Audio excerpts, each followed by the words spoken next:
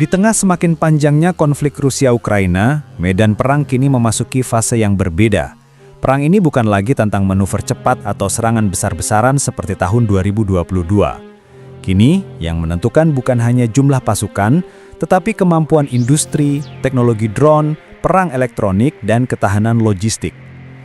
Dalam video ini, kita akan membahas perkembangan terbaru di garis depan, senjata baru yang mulai digunakan Rusia, wilayah yang saat ini berada di bawah kontrol Moskow, serta area yang berpotensi menjadi target berikutnya.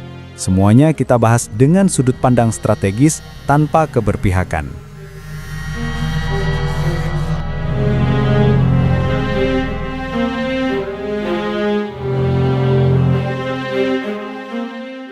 Garis depan saat ini membentang lebih dari 1.000 km dari wilayah Kharkiv di utara hingga Kherson di selatan.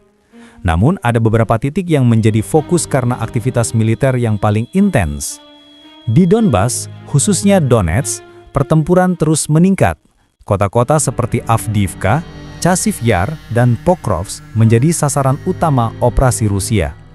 Serangan dilakukan secara bertahap, bukan dengan gelombang besar, melainkan dengan pola penghancuran bertubi-tubi, menggunakan artileri, drone, dan bom meluncur. Tujuannya bukan merebut wilayah dengan cepat, tetapi melemahkan pertahanan Ukraina sedikit demi sedikit. Sementara itu, Ukraina menghadapi tekanan logistik yang berat, cadangan amunisi menipis, pertahanan udara kekurangan rudal, dan sistem yang tersisa harus diprioritaskan untuk melindungi kota besar. Di garis depan, hal ini terlihat dalam menurunnya intensitas artileri Ukraina yang menjadikan serangan Rusia semakin efektif. Drone menjadi elemen yang mendominasi. Baik Rusia maupun Ukraina menggunakan drone FPV dan kamikaze. Namun Rusia terlihat lebih siap dari sisi produksi massal, memungkinkan mereka melancarkan serangan drone sepanjang hari, mengganggu pergerakan pasukan, menghancurkan kendaraan tempur, hingga memburu posisi artileri Ukraina.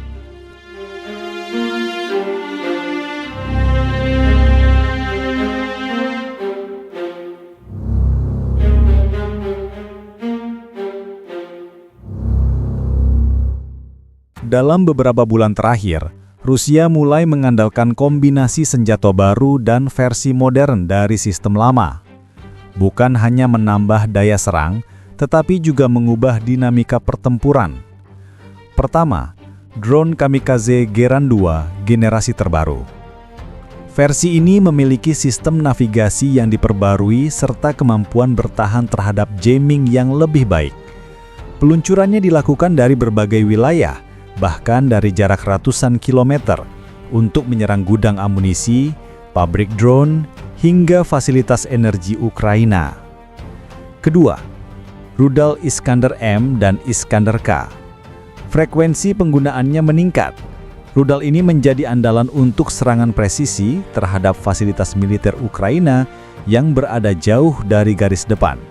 Dampaknya bukan hanya kerusakan fisik, tetapi juga tekanan psikologis terhadap komando dan logistik. Ketiga, bom meluncur FAB-500 dan FAB-1500. Ini salah satu faktor paling menentukan.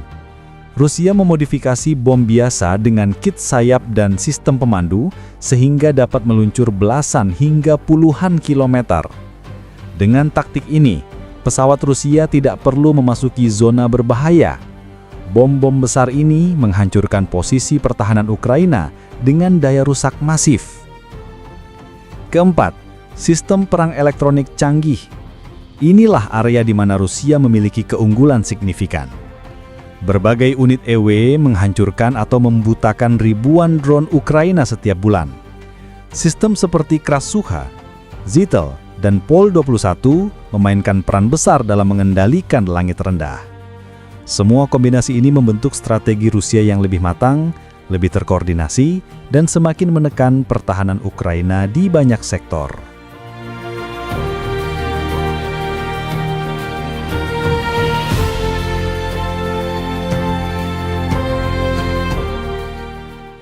Meskipun peta garis depan tidak berubah secara dramatis dalam beberapa bulan, Rusia tetap mempertahankan kendali atas wilayah strategis berikut.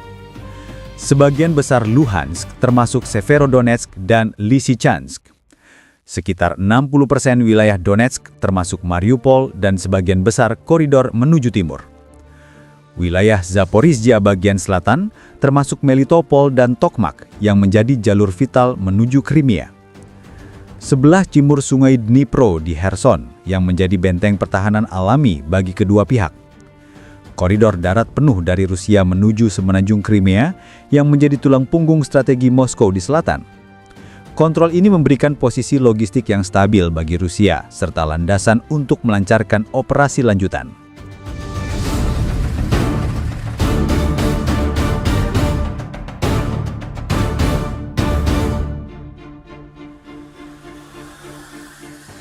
Jika kita melihat pola pergerakan dan intensitas serangan, terdapat beberapa area yang kemungkinan akan menjadi fokus baru Rusia. Pertama, penguasaan penuh Donetsk. Wilayah ini tetap menjadi prioritas utama. Serangan Rusia yang terus berulang di Chasiv Yar dan Pokrovsk menunjukkan bahwa Moskow ingin menyelesaikan apa yang mereka sebut misi pembebasan Donbas. Kedua, tekanan di arah Kharkiv. Bukan untuk merebut kota Kharkiv secara penuh, tetapi untuk menciptakan zona penyangga atau buffer zone. Serangan di perbatasan bertujuan mendorong pasukan Ukraina menjauh dari wilayah Rusia dan mengamankan garis suplai. Ketiga, memperluas kendali di Zaporizhia. Daerah sekitar Orekiv dan Robotine yang sebelumnya menjadi pusat serangan balasan Ukraina, kini terlihat kembali mengalami tekanan dari Rusia. Ini bagian dari upaya memperlebar koridor darat ke Crimea.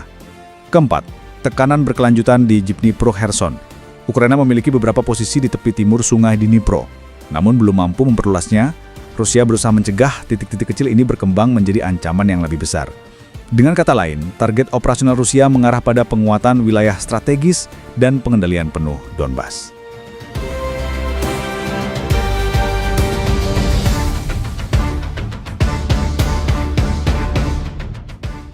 Video ini dibuat untuk tujuan edukasi dan analisis semata. Kami tidak berpihak pada pihak manapun, tidak mempromosikan kekerasan, dan tidak mendukung perang dalam bentuk apapun. Seluruh informasi yang kami sajikan berasal dari laporan terbuka dan analisis geopolitik yang tersedia untuk publik.